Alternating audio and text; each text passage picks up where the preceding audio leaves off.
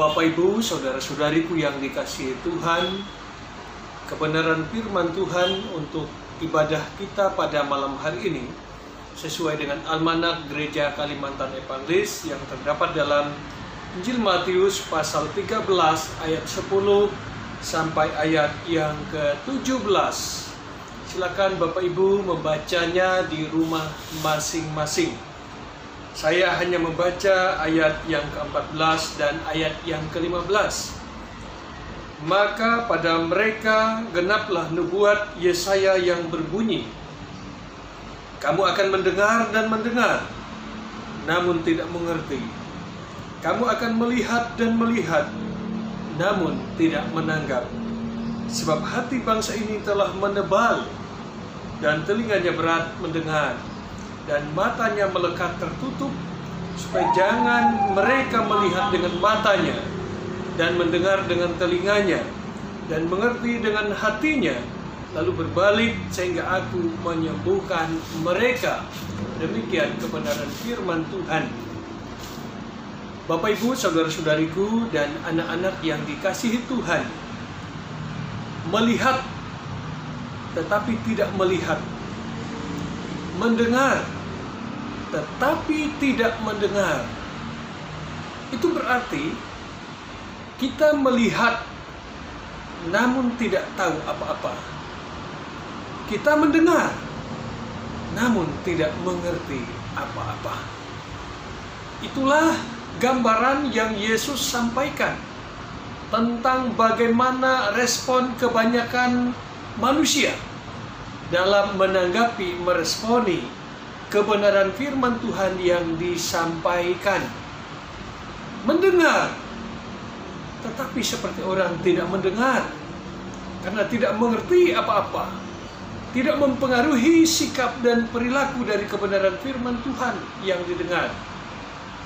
Melihat, tetapi tidak melihat, karena tidak tahu membedakan mana yang benar, mana yang salah. Apa yang dilihat tidak mempengaruhi perilaku kehidupan sehari-hari. Saudara-saudariku yang dikasihi Tuhan, kebenaran firman Tuhan ini Yesus sampaikan dalam rangka ia menjelaskan bagaimana tipe, kategori dari orang-orang atau siapapun, termasuk saudara-saudari dan saya, saat berhadapan dengan mendengar kebenaran firman Tuhan, mendengar taburan benih firman Tuhan yang disampaikan. Sebelumnya Yesus menjelaskan, paling tidak ada 4 kategori, 4 jenis kelompok orang dalam menanggapi, meresponi tentang kebenaran firman Tuhan yang didengar. Yang pertama Yesus sampaikan, ada benih yang tumbuh di pinggir jalan, tidak sempat bertumbuh, apalagi berbuah, karena kemudian diinjak orang atau burung memakannya. Yang artinya orang mendengar firman Tuhan, tetapi oleh pengaruh-pengaruh apapun yang ada di sekitarnya, termasuk dorongan kedagingan, sehingga firman Tuhan tidak berarti apa-apa dalam kehidupannya. Lalu kelompok yang kedua, seperti benih yang tumbuh di atas batu, tumbuh sebentar, kemudian tatkala muncul terik matahari, ia mati dan layu. Begitu juga dengan orang yang mendengar kebenaran firman Tuhan, tetapi dia tidak mampu mengerti apa-apa dari kebenaran firman Tuhan karena persoalan pergumulan yang dihadapi di sekitarnya. Lalu yang ketiga adalah kelompok benih yang tumbuh di semak berduri, mendengar, menerima dengan gembira, namun tatkala berhadapan dengan kekhawatiran, persoalan pergumulan yang membuat dia cemas, khawatir, panik, dan takut, firman Tuhan tidak berarti apa-apa, tidak mampu mengubah, tidak bisa menguatkan hidup siapapun dia. Dan kelompok yang keempat, ini idealnya yang harus dimiliki oleh saudara-saudari dan saya, yaitu benih yang tumbuh di tanah yang subur.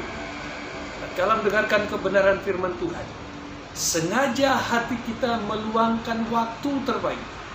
Ada banyak kesibukan kita, ada banyak kegiatan kita, tetapi saat kita harus mendengarkan kebenaran firman Tuhan, kita sengaja meluangkan waktu, mengambil waktu, menyisihkan waktu di tengah kesibukan. Ada banyak godaan cobaan yang membuat kita mengatakan, nanti dulu, masih banyak yang lebih penting. Ibadah tidak penting, firman Tuhan tidak penting. Yang penting adalah agenda rencana yang sudah tersusun dengan rapi. Belum lagi berhadapan dengan kemalasan, rasa bosan, rasa jenuh, dan seterusnya. Sehingga kita seakan-akan untuk yang lain selalu ada waktu, tetapi untuk beribadah, untuk doa, seakan-akan kita tidak punya waktu. Untuk yang lain kita rela menghabiskan berhari-hari, tetapi untuk ibadah saja 1 jam itu sudah terasa sangat lama sekali. Itu juga berhati-hati.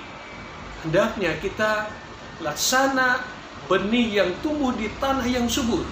Waktu memang sengaja kita kondisikan, bahkan kita merasa waktu untuk Tuhan adalah waktu yang sangat bahagia, yang sangat kita nanti-nantikan. Kita tunggu-tunggu kapan waktu itu tiba. Kita tidak sabar menunggu hari Rabu, ibadah jemaat GKI Pintu Elok Pontianak. Karena kita rindu untuk datang kepada Tuhan, beribadah bersama keluarga, mendengarkan kebenaran firman Tuhan. Itu berarti saudara-saudari dan saya termasuk orang yang hatinya seperti benih di ladang yang subur, di tanah yang subur. Sengaja kita persiapkan hati kita, waktu kita, kehidupan kita, sengaja kita siapkan terbaik untuk Tuhan. Itu yang sebenarnya Yesus inginkan. Namun sayang sekali, ada banyak dari 4 kategori, hanya 1 saja yang termasuk yang Tuhan inginkan. Hanya 1 kelompok saja orang yang sengaja mempersiapkan hati dan pikirannya, waktu terbaiknya, keadaan terbaiknya untuk datang kepada Tuhan dan rindu untuk mendengarkan kebenaran firman Tuhan.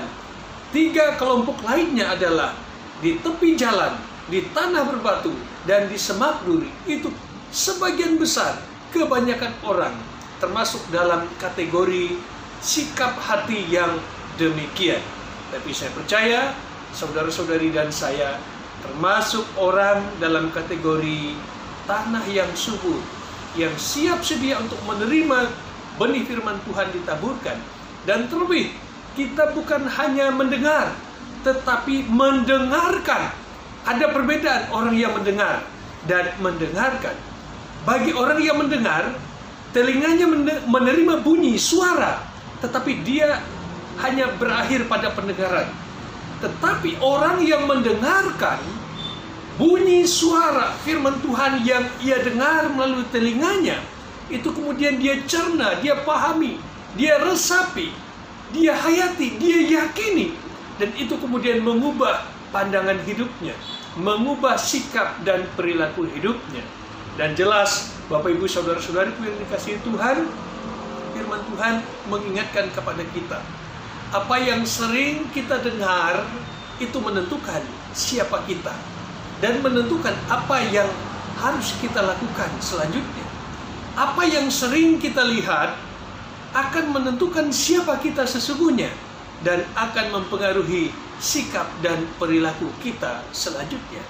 Bayangkan jika saudara-saudari dan saya sering mendengar dan melihat tentang karya Tuhan, kebaikan Tuhan, pertolongan Tuhan, penghiburan, kekuatan, dan petunjuk dari Tuhan yang disampaikan melalui kebenaran firman Tuhan, maka diri saudara-saudari dan saya adalah sebagaimana kebenaran firman Tuhan. Maka apapun yang akan kita lakukan selanjutnya melalui tutur kata, sikap, dan tindak tanduk kita pasti akan berpedoman pada kebenaran firman Tuhan yang selalu kita rindukan untuk didengar dan disaksikan. Begitu juga sebaliknya. Jika yang paling sering kita dengar dan yang paling sering kita lihat adalah hal-hal yang justru tidak berkenan di hadapan Tuhan, maka mindset kita, pandangan kita, perilaku hidup kita nantinya berdasarkan apa yang paling sering kita lihat dan paling sering kita dengar. Oleh karena itu, firman Tuhan mengajak kita dan keluarga kita, mari kita sesering mungkin melihat dan mendengar kebenaran firman Tuhan. Sesering mungkin kita berdoa, beribadah kepada Tuhan, sehingga perilaku hidup kita sesuai dengan kebenaran firman Tuhan, dan terlebih Tuhan mendekat kepada kita tatkala kita mendekat kepada Tuhan. Dan ingat, kalau kita semakin jauh dari Tuhan, bayangkan apa jadinya hidup ini kalau Tuhan juga menjauh dari kita. Saya yakin dan percaya kerinduan kita bersama adalah Tuhan mendekatkan dirinya kepada kita, karena kita mendekatkan diri kita kepada Tuhan. Bayangkan jika kita dan Tuhan hidup bersama-sama, maka sesungguhnya kita tidak sendiri. Kita bersama-sama dengan Tuhan, sehingga apapun persoalan pergumulan hidup kita, kita tidak menghadapi dengan kekuatan kita sendiri, tetapi kita bersama-sama dengan kekuatan, hikmat, pertolongan Tuhan. Kita mengerjakan dengan maksimal apa yang harus kita kerjakan. Di luar batas kemampuan kita mengerjakan, itulah domainnya Tuhan. Tuhan Yesus memberkati saudara-saudari dan saya terus bergantung dan berserah pada kekuatan pertolongan Tuhan di dalam Yesus Kristus. Amin.